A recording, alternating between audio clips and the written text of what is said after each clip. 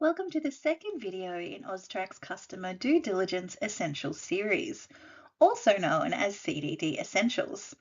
This series explores one of the key components of Australia's anti-money laundering and counter-terrorism financing regime, understanding who your customers are. In this video, we'll discuss initial and simplified CDD. The information presented in this video is current at the time of recording, is general in nature, and does not constitute legal advice. You may wish to obtain your own independent, professional advice that takes into account your business's specific circumstances. We recommend that you consider the content of this video alongside the detailed guidance published on the AUSTRAC website. When considering initial customer due diligence, it's important to be aware that some reporting entities may be subject to transitional rules under the AML-CTF reforms.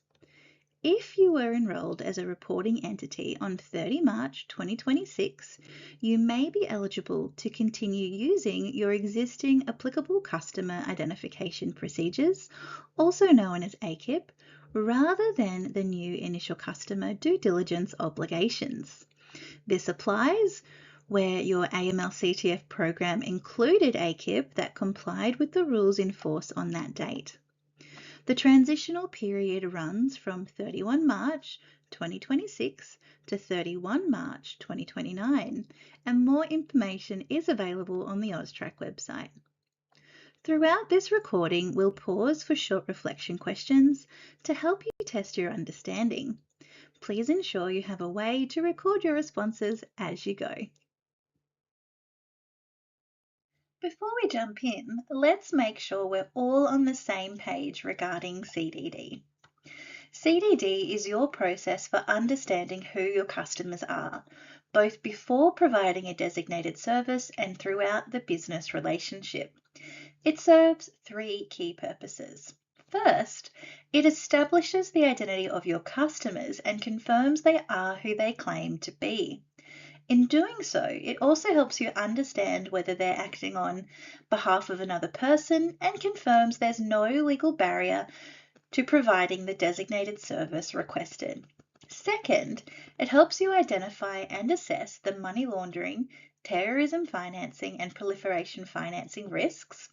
We'll refer to these collectively as MLTF risks, involved in providing designated services to a customer. This enables you to appropriately manage and mitigate those risks. Third, it ensures you obtain the information required to make reports to AUSTRAC, which helps law enforcement and national security agencies investigate criminal activity. The three core elements of CDD, identification, verification, and monitoring, work together so that your business builds knowledge of the customer that's crucial from an AML-CTF perspective.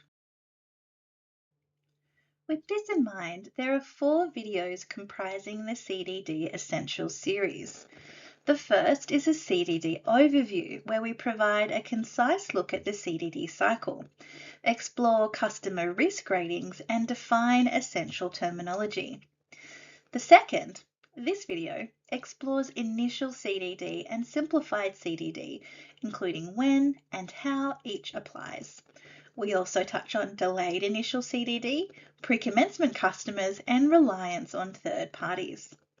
The third examines ongoing CDD, explaining how to identify, assess, manage, and mitigate a customer's money laundering, terrorism financing, and proliferation financing risks over the course of the business relationship. The fourth looks at enhanced CDD, including what it is, why it matters, and when to apply it.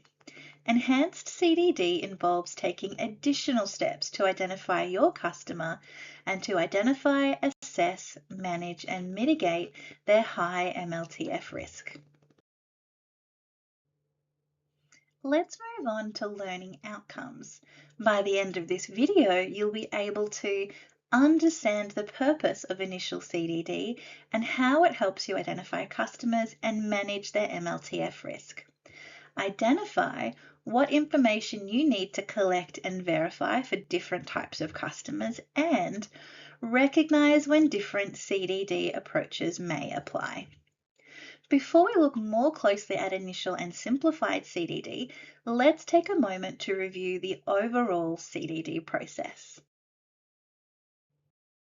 Customer due diligence has several key elements.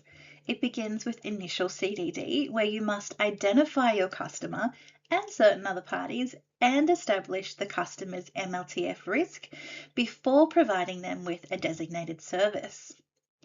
In situations where the customer's MLTF risk is assessed as low, simplified CDD may be applied. This may allow you to collect and verify less information where appropriate. While providing designated services to a customer, you must carry out ongoing CDD by monitoring customer activity for unusual transactions and behaviour that may give rise to a suspicious matter reporting obligation. And in situations where customers' MLTF risks are assessed as high, enhanced CDD must be applied. You must collect and verify a greater amount of information. You must also review and, if appropriate, update and re-verify your customers' Know Your Customer or KYC information and their MLTF risk. This ensures your understanding of the customer and their risk remains accurate. If a high risk emerges, this triggers the need to apply enhanced CDD measures. Now that we've seen how the different elements of CDD fit together, let's take a closer look at initial CDD. Assessing and rating your customer's risk helps you determine the level of due diligence that's appropriate to that risk. It's important to distinguish this process from the MLTF risk assessment you complete as part of your AML-CTF program. The MLTF risk assessment looks at the overall risks your business may reasonably face relating to your products, services, delivery channels, and customer types, while a customer risk rating focuses on the MLTF risk associated with providing designated services to each individual customer. More specifically, assigning a customer risk rating allows you to establish whether the customer is within your business's risk appetite and whether you will need to conduct enhanced CDD before providing a designated service to that customer. To complete initial CDD, you must collect and verify information to establish, on reasonable grounds, the identity of the customer and any person the customer is receiving a designated service on behalf of, such as a beneficiary of a trust or foreign equivalent, the identity of any person acting on behalf of the customer and their authority to act. If the customer isn't an individual, the identity of any beneficial owners of the customer, whether the customer, any beneficial owners of the customer, any person on whose behalf the customer is receiving the designated service, or any person acting on behalf of a customer is a politically exposed person, also known as a PEP, or designated for targeted financial sanctions. The nature and purpose of the business relationship or occasional transaction, and the source of funds and source of wealth for customers assessed as high risk and requiring enhanced CDD. This will include foreign PEPs and high-risk domestic or international organisation PEPs. We'll talk about these later in the video. The information you'll need in order to establish these matters is often referred to as Know Your Customer or KYC information. This can include information provided by the customer and information from other reliable independent sources. The KYC information you collect will depend on the type of customer and the level of MLTF risk they present. Your AML-CTF policies must outline how you will collect and verify KYC information about your customer, depending on whether they pose a low, medium, or high risk. This includes what additional steps you will take for customers that are medium and high risk. For high-risk customers, mandatory enhanced CDD measures must be applied, and we'll talk about these in our video on enhanced CDD.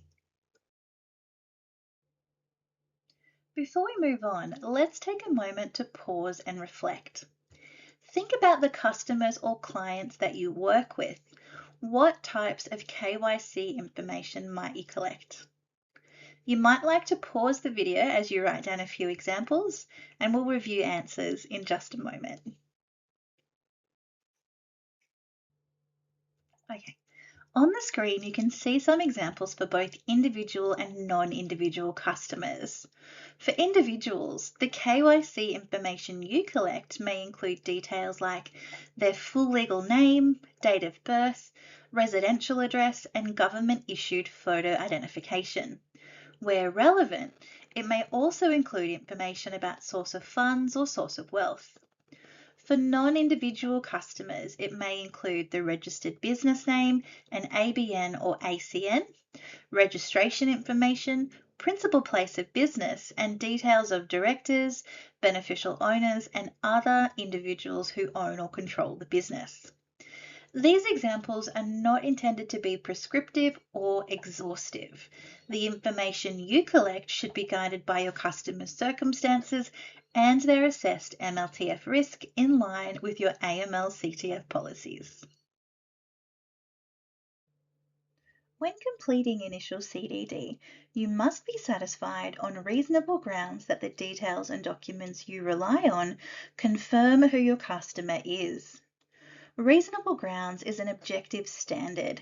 It means that a reasonable person in your position would determine that the matter is properly established based on the facts, circumstances, and information available at the time. You must also explain how you reached that conclusion and keep records showing how each matter was established. Verifying KYC information means using reliable and independent sources to check that the information you have collected is accurate. If you can't establish these matters on reasonable grounds, you must not begin providing the customer with a designated service.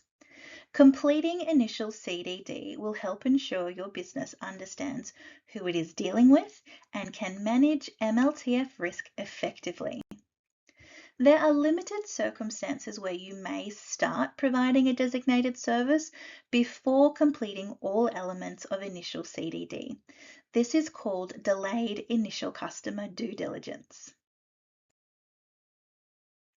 Delayed initial CDD allows you to begin providing a designated service before completing the full initial CDD process, but only in certain circumstances, which we'll go through on the next slide. Even in these circumstances, before you provide a designated service, you must determine on reasonable grounds that it's essential to delay initial CDD to avoid interrupting the ordinary course of business and that there is a low MLTF risk in delaying verification. You must consider whether delaying is appropriate for your risk appetite, and you must be able to demonstrate how you determined that the MLTF risk of delaying verification was low. Your AML-CTF policies must also outline when it's appropriate for you to delay initial CDD and how you will manage and mitigate any MLTF risk that arises. Your AML-CTF policies must also enable you to fulfill the outstanding checks to complete initial CDD. As soon as reasonably practicable after you start providing the designated service, and no later than the timeframes set out in the AML-CTF rules. Your AML-CTF policies should include steps on how you will manage and mitigate risks that may arise if you delay initial CDD. For example, if you need to return funds to a customer who falls outside of your risk appetite once initial CDD has been completed. You may be able to start providing a designated service to a customer before you complete initial CDD if the designated service has any of the following general requirements. It's performed at or through a permanent establishment in Australia. A financial institution is opening an account or allowing deposits. It's a certain financial market transaction that must be performed rapidly. It's a real estate transaction or provided in a foreign country. In all cases, you must complete any outstanding verification as soon as reasonably practicable after starting to provide the designated service, and be able to demonstrate that your decision to delay was based on reasonable grounds and a low MLTF risk. We have detailed guidance about this on our website, including examples. Before we move on, let's take a moment to apply what we've just learned. In this activity, we'd like you to identify which of the following options is not a sufficient reason to delay initial customer due diligence. Your options are A, you are undertaking a certain financial market transaction that must be carried out quickly. B, the customer opened a bank account online and you are only permitting them to make deposits until initial CDD is completed. C, it's inconvenient for you or the customer to complete initial CDD before providing the service.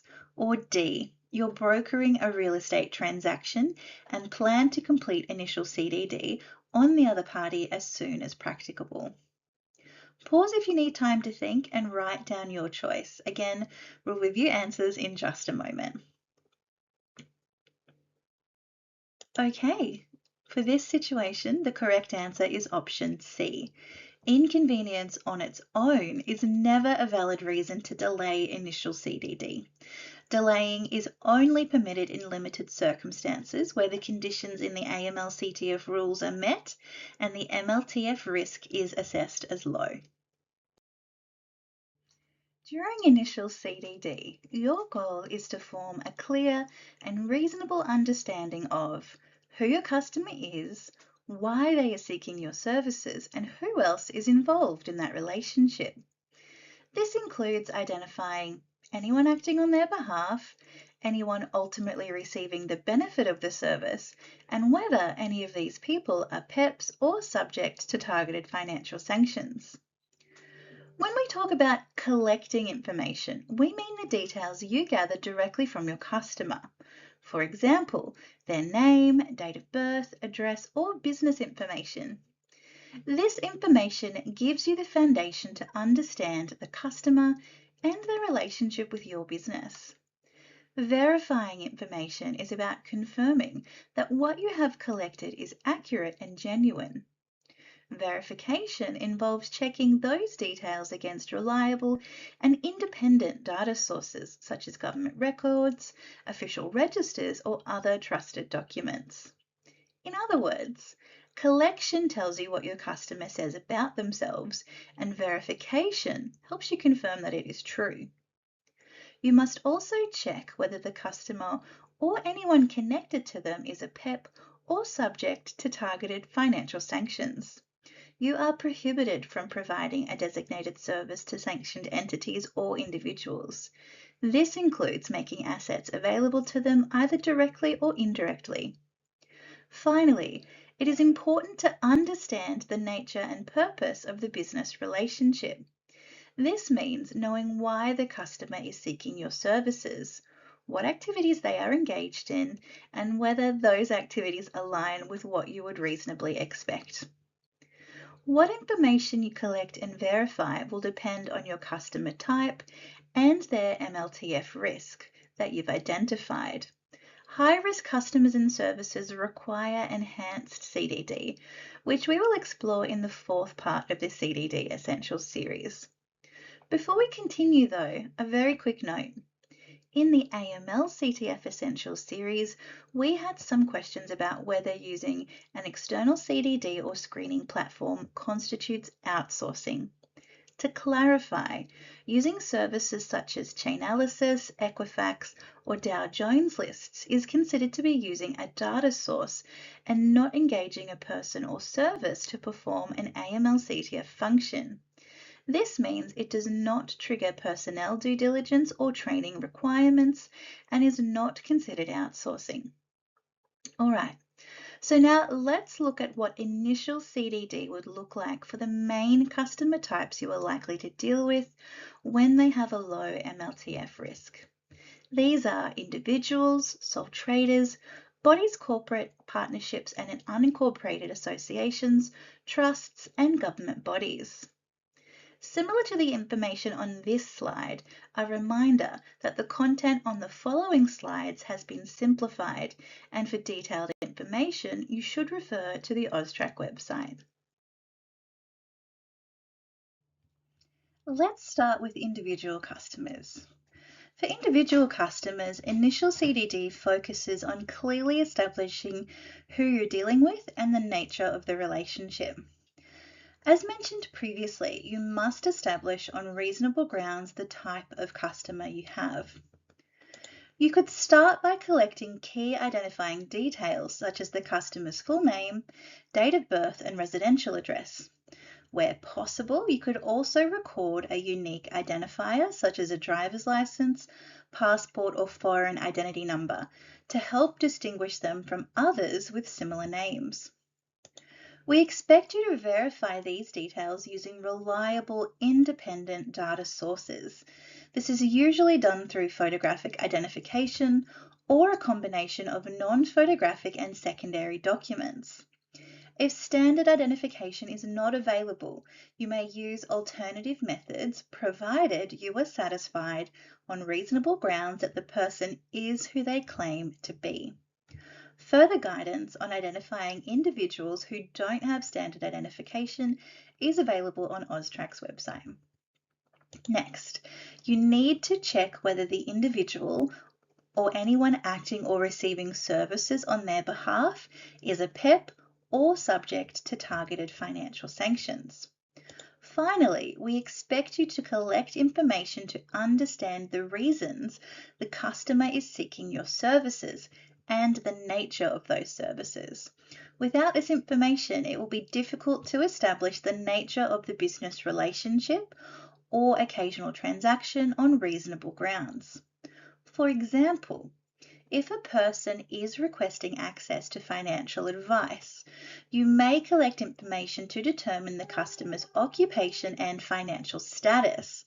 This can provide a good starting point to determine whether the stated nature of the business, relationship, or occasional transaction is consistent with the person's behavior or the way your services operate.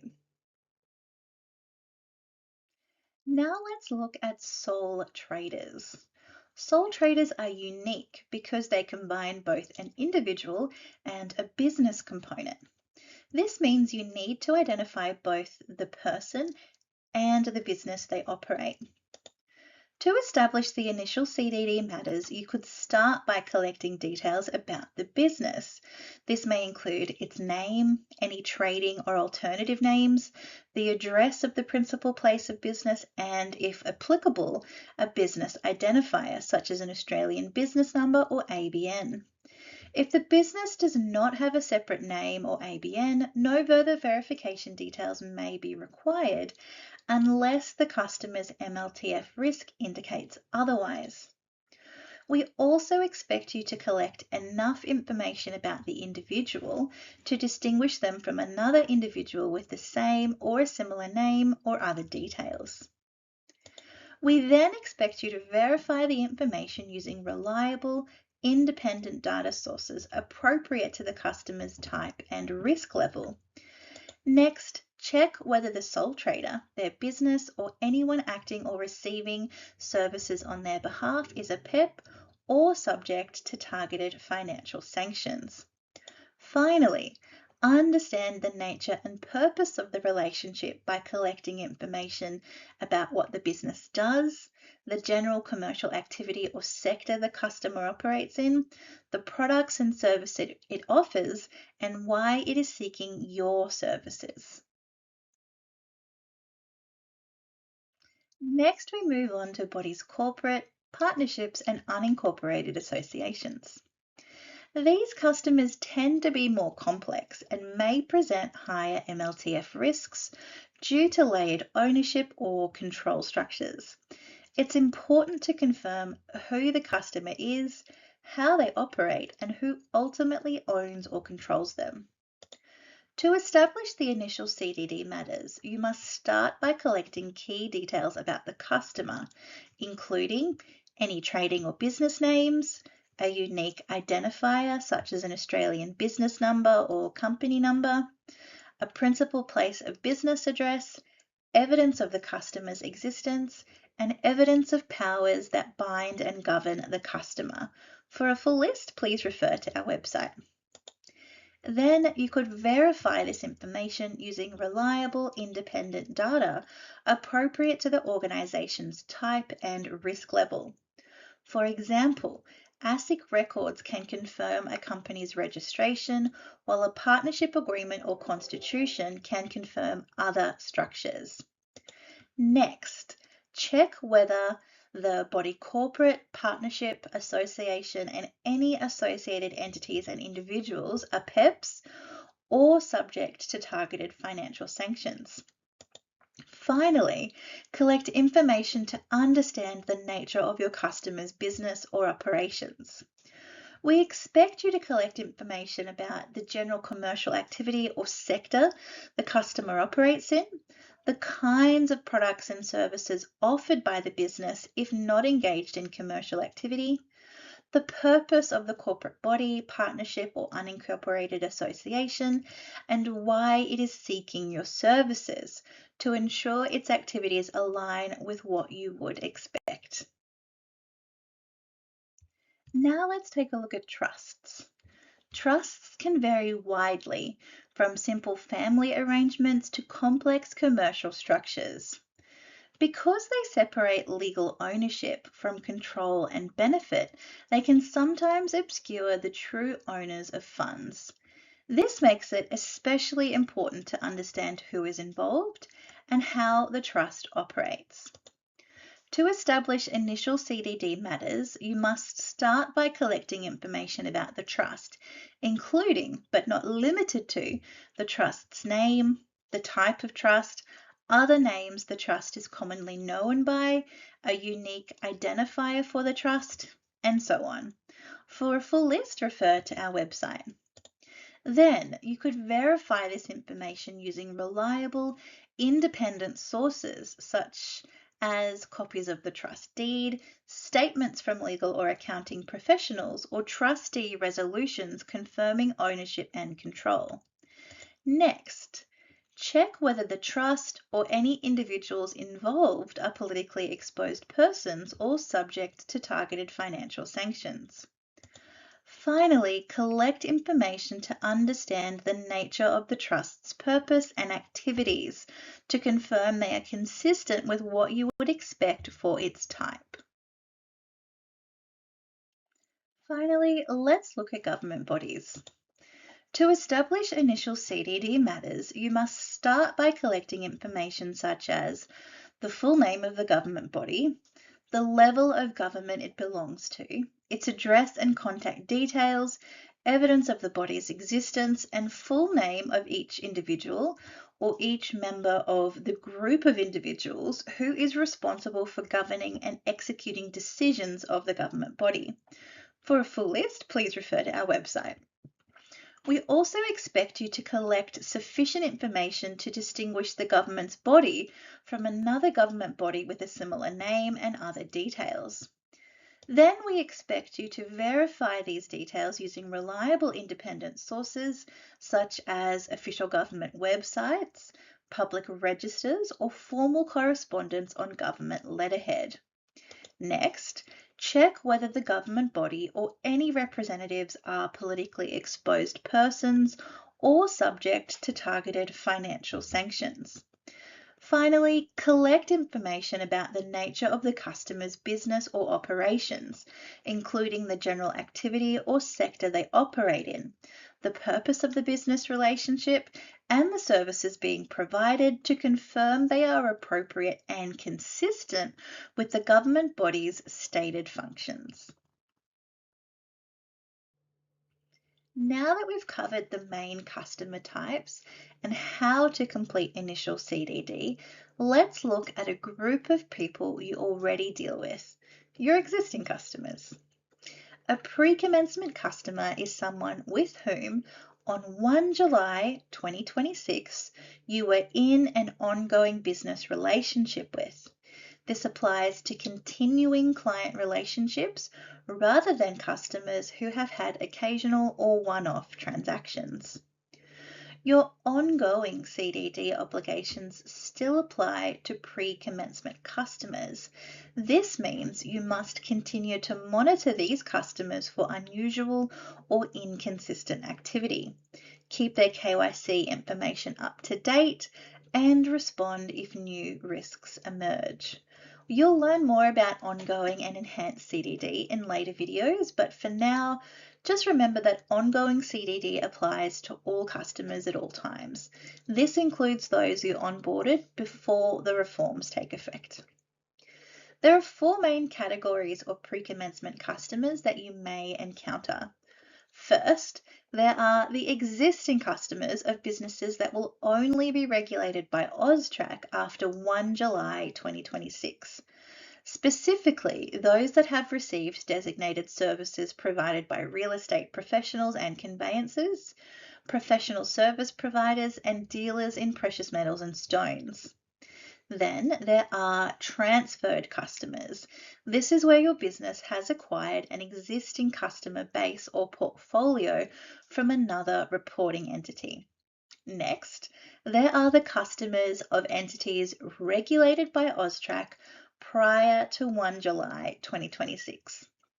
These are customers who were verified under pre-reform AML-CTF regulation, namely those whose identity was confirmed according to the customer identification procedures that applied before 1 July 2026. And finally, there are customers verified under comparable foreign laws before the 31st of March 2026. This is where their identification was completed under a foreign regime that aligns with the recommendations of the Financial Action Task Force relating to CDD and record keeping. Each category has its own considerations for when and how you might need to complete initial CDD. Your AML-CTF program must explain how your business assesses these customers and records those decisions. If you decide not to complete initial CDD on a pre-commencement customer, make sure you document the reasons why. This should reflect your risk-based assessment and meet your record-keeping obligations under the AML-CTF Act. Good record keeping can help you demonstrate that your decision was well considered, proportionate to the level of risk, and consistent with your program and policies. Pre-commencement customers generally do not need to go through the full initial CDD process again.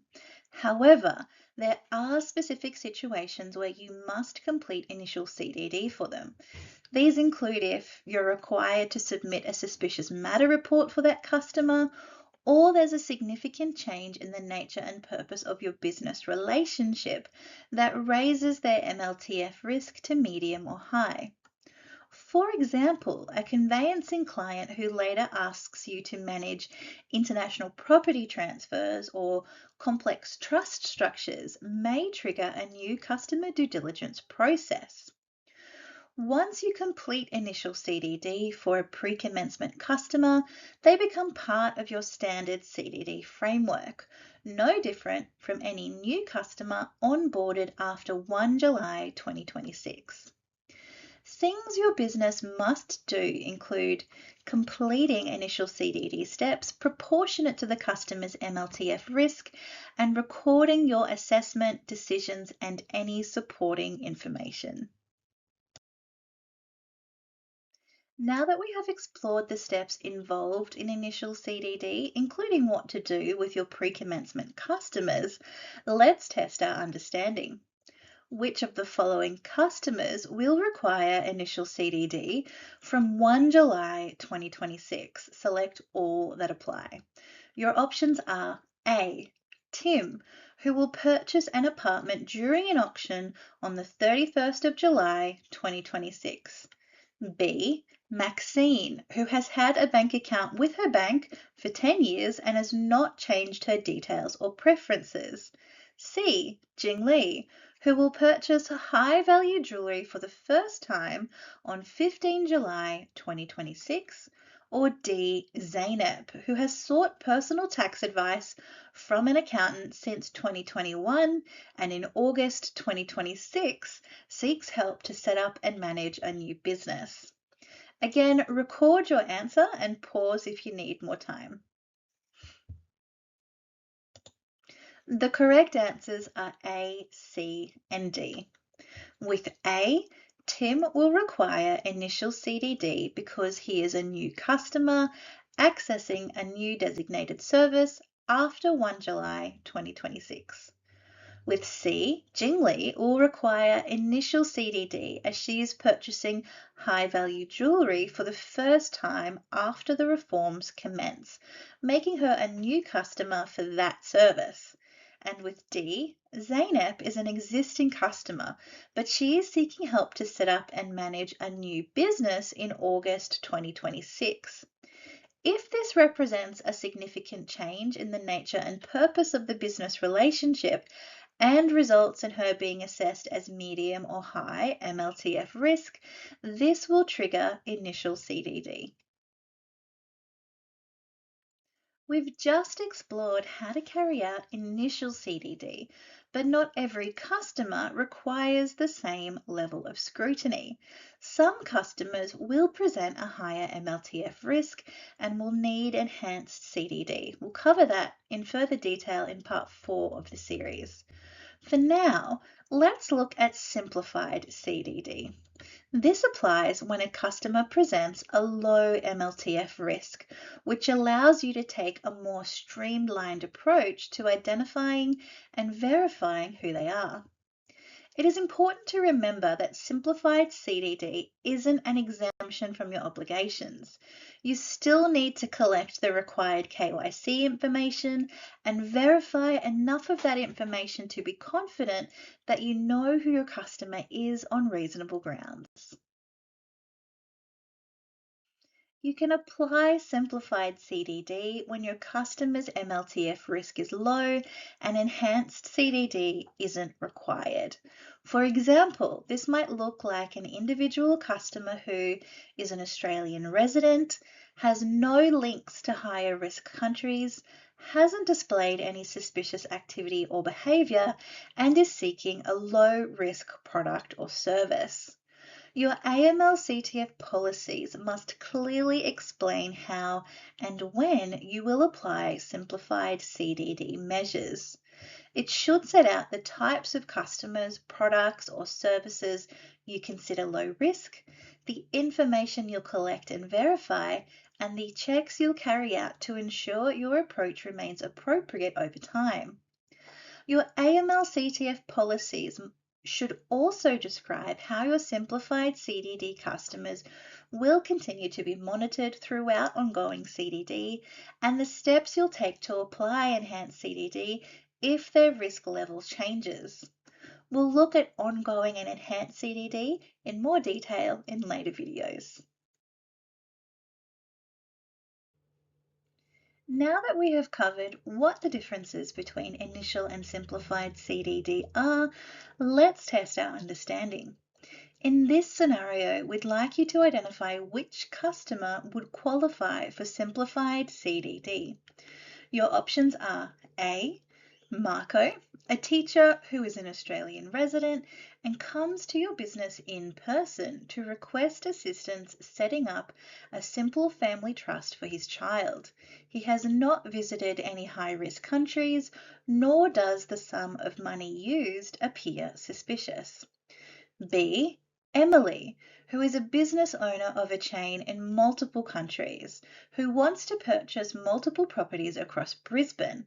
She is a foreign resident and has not provided adequate reasons for the purchases. C.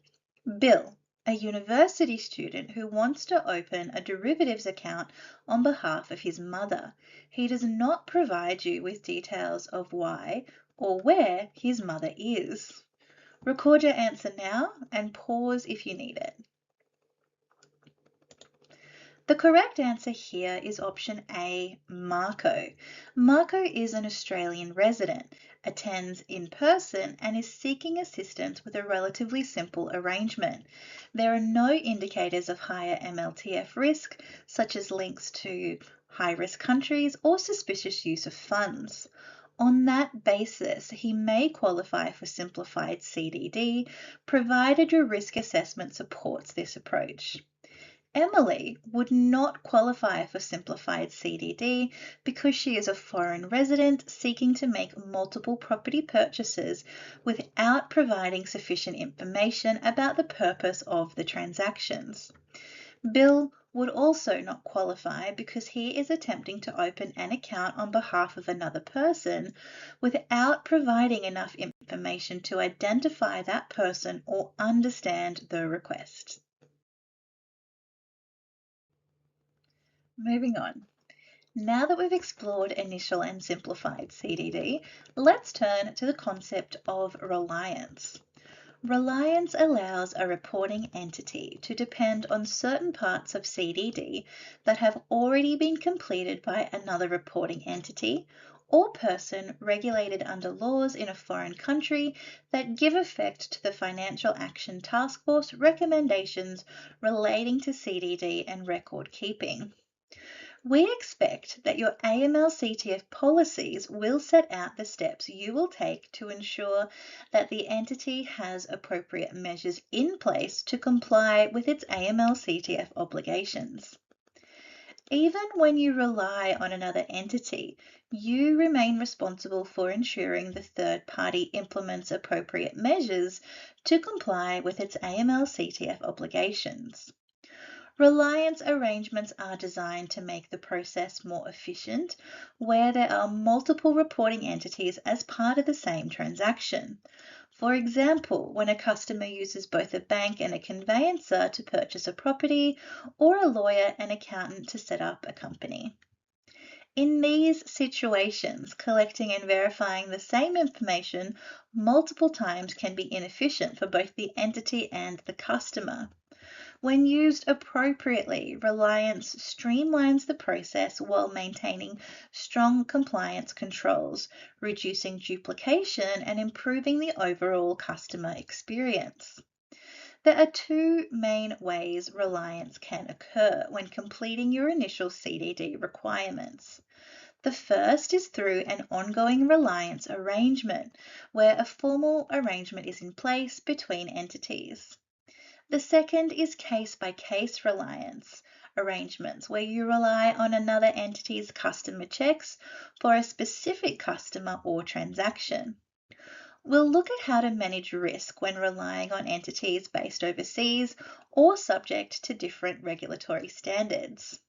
It is important to note that a senior manager must approve any CDD arrangements or agreements you enter into. Any CDD arrangement must be in writing and clearly outline each party's responsibilities, including how customer information will be shared and how records will be maintained. You should also document why the reliance was appropriate and ensure your MLTF risk assessment supports your decision and how the reliance arrangement has enabled you to access the customer's KYC information and verify this information in the timeframes required. We'll discuss ways you can ensure the reliance arrangement is appropriate on the next slide. When you consider entering into an arrangement with an entity, you must ensure it is appropriate to the MLTF risks you may reasonably face in providing designated services. You determine this by examining the nature, size, and complexity of the third party's business, their customer base, products and services, delivery channels, and the countries in which they operate or are resident. It is also important to consider whether the other business has appropriate measures in place to comply with their AML-CTF obligations, and whether they implement these in practice. You may also want to consider any adverse media about the entity, outcomes of recent independent evaluations, or regulatory findings. Let's consider an example here where mock-up conveyancing is considering entering into a Reliance arrangement with Falso Legal Association. Both businesses are regulated under Australian AML/CTF laws. Mock-up conveyancing provides predominantly face-to-face conveyancing services to individuals in Perth. Falso Legal provides a registered office address in Adelaide for a legal office located in rural South Australia. Falso Legal provides their designated service to a legal office via mail. Further, the legal office in rural South Australia has customers all over Australia for a variety of reasons that are not aligned with conveyancing services. Here we can see the delivery channels are not aligned. We can see the nature of their businesses, their customer base, and services don't align. While both businesses are located in Australia, they operate with different clientele and in different ways. Mock-up conveyancing asks Falso Legal a number of questions to further ascertain whether a reliance arrangement between the two businesses may be appropriate. Mock-up conveyancing asks about Falso Legal's record-keeping practices, the types of CDD systems and controls in place, and about any prior independent evaluations that may have been conducted on their AML/CTF compliance. While they wait for Falso Legal's responses, mock-up conveyancing looks online to see whether Falso Legal or any key employees have been subject to adverse media reports. They also check news reports to see whether regulators have taken action against them. In this case, Falso Legal is not subject to adverse media or publicised regulator action. However, Falso Legal's responses to mock-up conveyancing questions are either not descriptive or they have chosen not to respond. On the face of the facts, mock-up conveyancing chooses not to enter into a reliance arrangement with Falso Legal. The customer types, delivery channels, and associated risks are not appropriate to mock-up conveyancing's MLTF risks. It is important to remember, even under an arrangement, you remain responsible for making sure the CDD arrangement complies with the AML/CTF Act and rules. If you choose to enter into a CDD arrangement or agreement, regular reviews of the arrangement help ensure it continues to meet the requirements of the AML/CTF Act and rules, and at a minimum, you must review your arrangements every 2 years. In some situations, reliance may occur on a case-by-case basis rather than through an ongoing arrangement. Case-by-case reliance can be helpful when a customer has recently completed CDD with another entity, such as a financial advisor or broker. Again, you must consider the other businesses, nature, size and complexity, types of customer, products and services, delivery channels, and countries in which they operate or are resident, and ensure they are appropriate to the MLTF risks you may reasonably face in providing designated services. It is important to note that before you provide a designated service to your customer, you must have reasonable grounds to believe that you can obtain all the KYC information the other entity collected and copies of the data the third party used to verify the customer's information immediately or as soon as practicable after you request it. Before we move on, let's take a moment to apply what we have just covered.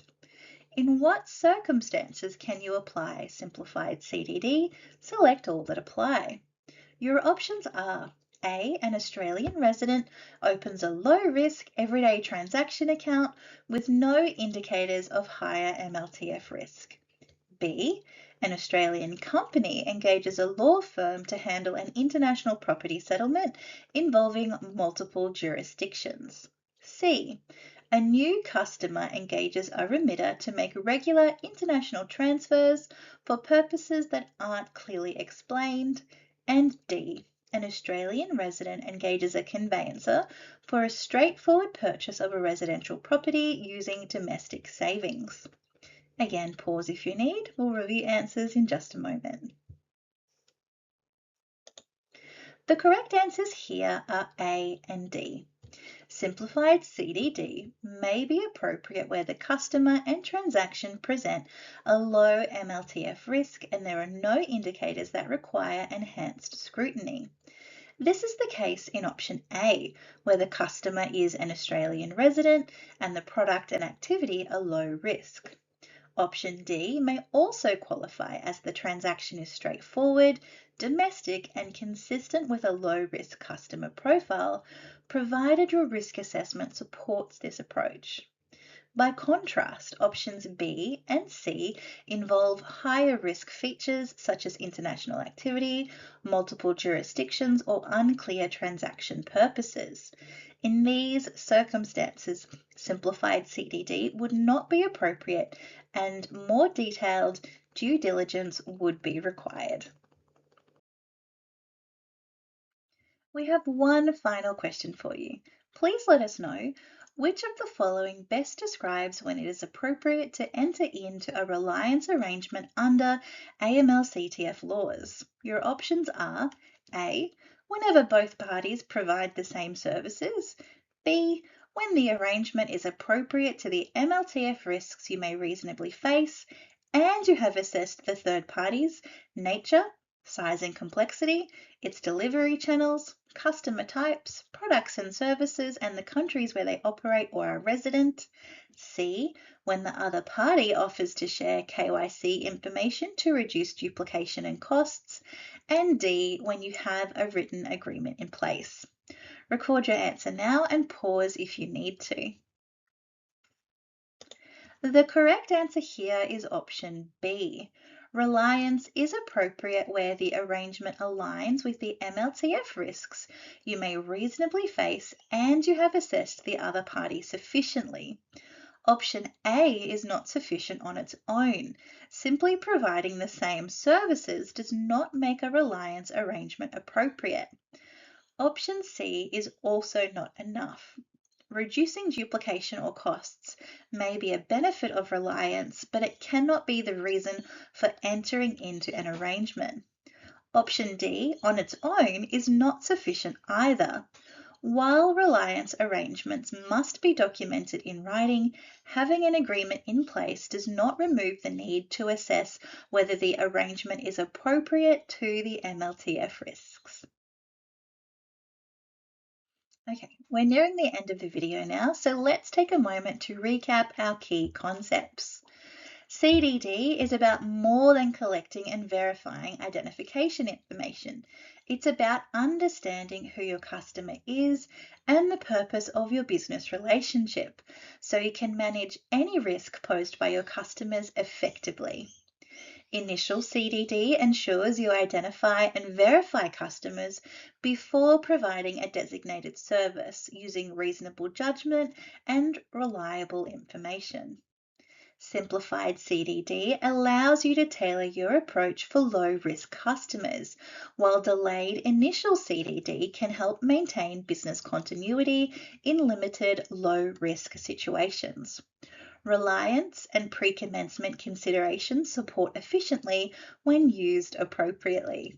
Together, these elements form a practical risk-based approach that allows your business to make informed decisions, maintain compliance, and contribute to the integrity of Australia's financial system. You can find detailed guidance on the AUSTRAC website. This includes comprehensive information on your CDD obligations based on customer type, what to do in unusual circumstances, and other key obligations, including your AML-CTF program requirements, personnel due diligence and training, and reporting to AUSTRAC.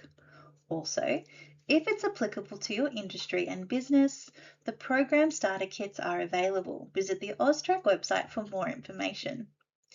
Understanding the guidance is a crucial step to deepening your comprehension and knowing how the requirements apply to your business. We encourage you to review your existing policies and procedures, particularly those that relate to how you collect and verify and manage customer information. Also, look for opportunities to align these existing processes with the reformed CDD requirements under the AML-CTF Act. Most businesses will already have systems in place for onboarding customers, maintaining records, or monitoring transactions. By mapping these against your obligations under the AML-CTF Act, you'll identify where small updates can bring your processes into line without having to start from scratch. This now brings the video to an end. As we mentioned at the start of this recording, we recommend that you consider this video's contents alongside the detailed guidance available on the AUSTRAC website. The AUSTRAC YouTube channel has other videos available, including the other videos in the CDD series. If you are a new reporting entity, and if you haven't already, we recommend watching the AML-CTF Essentials series. This is a series of 4 webinars designed to introduce you to AUSTRAC and Australia's AML-CTF regime and provide the information you need to help you meet your new obligations. For further education products, visit the AUSTRAC website. Thank you for viewing the initial and simplified customer due diligence video.